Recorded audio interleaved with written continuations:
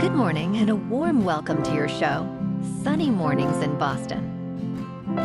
I'm your host, Melissa, and it's Monday, March 17th. You'll be interested to know 1,564 years ago, today in 461. St. Patrick, the patron saint of Ireland, is said to have died.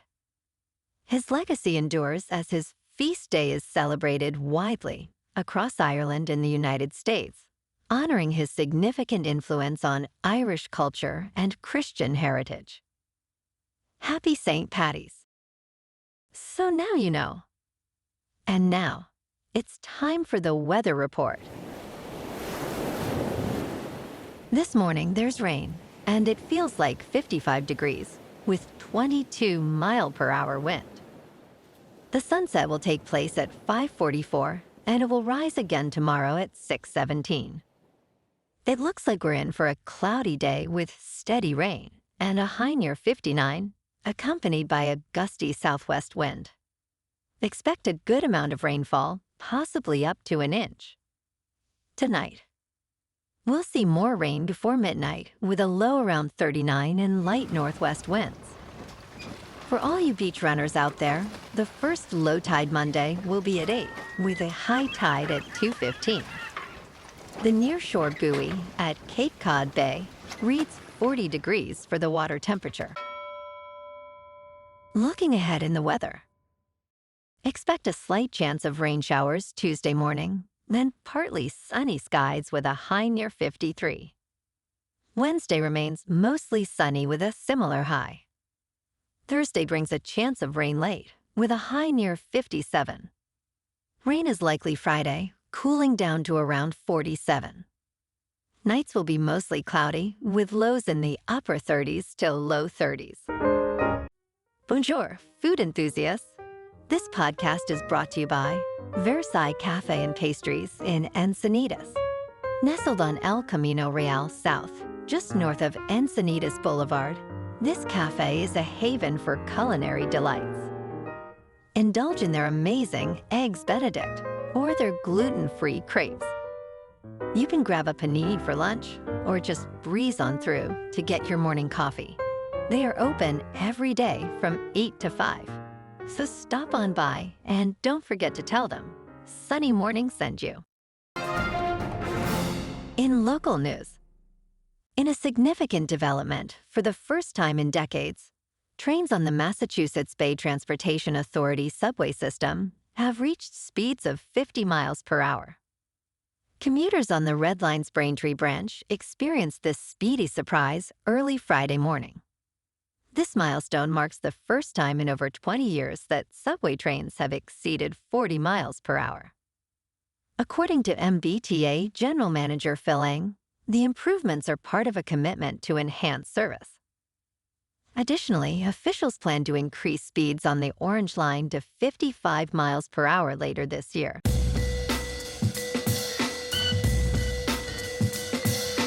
Now on to sports. The Auburn Tigers have been named the #1 overall seed in the NCAA men's basketball tournament, which kicks off on Tuesday. Joining Auburn are the Duke Blue Devils, the Houston Cougars, and the Florida Gators, each leading their respective regions. Notably, the St. John's Red Storm, under coach Rick Pitino, finished the regular season with an impressive 30 wins and 4 losses. Duke's star forward Cooper Flagg is expected to return after an ankle injury. The Southeastern Conference made history, with 14 teams earning tournament bids, including the notable Missouri Tigers, who rebounded after a challenging previous season. In local sports, last night, the Bruins and Celtics were off. Tonight, the Bruins, with a record of 30-30-8, host the Sabres in Beantown. David Pastrnak shines with 34 goals and 48 assists. The Bees are favored by 1.5 at the Garden. Tomorrow night, the Celtics, leading the series 3-0, host the Brooklyn Nets at TD Garden. Jason Tatum averaging 30 points, leads Boston with a formidable home record of 23-12. The Nets, with a challenging 22-45 season, face injury woes, missing key players like D'Angelo Russell. In top news, officials in Washington have significantly underestimated the threat posed by drones in United States airspace, according to Glenn Van Herk, the former Joint Commander of North American Aerospace Defense Command and United States Northern Command. Mysterious drone swarms were spotted over Langley Air Force Base in Virginia, yet no effective policies exist to address this issue. Van Herk noted that these drones could be surveilling critical infrastructure. General Gregory Gillot, Van Herk's successor, emphasized the need for increased authority to protect military installations. With drone incidents increasing, vigilance and swift action are essential to safeguard national security. In business news, the recent decline of the Nasdaq has sparked concerns of a potential tech bubble, reminiscent of the dot-com crash, which saw the index plummet by 78% from its peak in 2000. As we mark 25 years since that event, investors are again grappling with fears of unsustainable growth, particularly with the rise of artificial intelligence.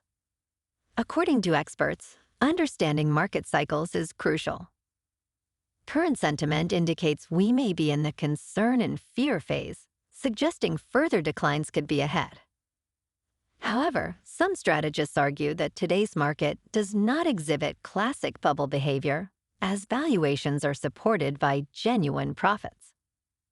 In crypto movement, Bitcoin is up 1% over the weekend to about $82,000.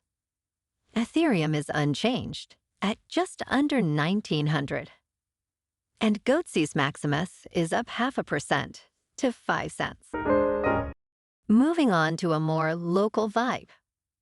In our community spotlight on health and wellness, we are working with a national Pilates studio to bring you some free classes, so listen up. Check out Club Pilates, with several locations in the Boston area.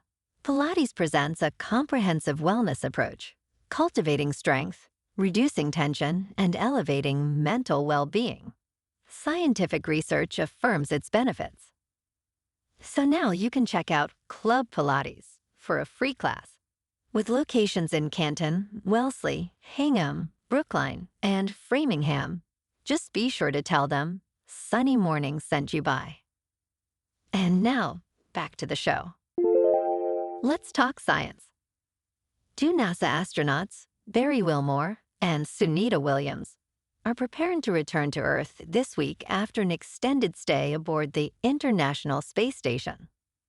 They have been stuck on the station for more than 9 months, while a SpaceX capsule, which recently delivered a new crew, arrived just after midnight on Sunday.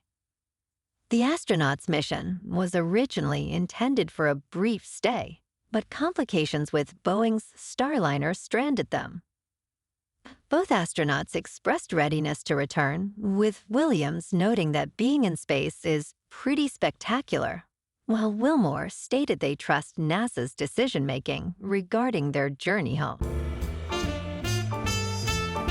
And in entertainment news, ahead of the retrial, Investigation Discovery is set to release the documentary, A Body in the Snow, The Trial of Karen Reed, which explores whether Reed accidentally reversed her SUV over boyfriend John O'Keefe, or was wrongfully accused to shield Boston police officers involved in his death. Director Terry Dunn-Murr describes the unprecedented access to Reed and her legal team during the first trial, emphasizing its significance. The series aims to showcase Reed's struggle against the system and the complex dynamics surrounding this high-profile case. It premieres tonight on Max. Well, alrighty, folks. It's time for the quote of the day. And today, our quote comes from the American author and motivational speaker, Og Mandino. And he said, "Failure will never overtake me. if my determination to succeed is strong enough. And that's a wrap for this morning. You can check out our Instagram, YouTube, and TikTok for some captivating aerial videos with local news and the weather reports. Have an amazing day, my good friends. We'll see you tomorrow with another episode of Sunny Mornings in Boston.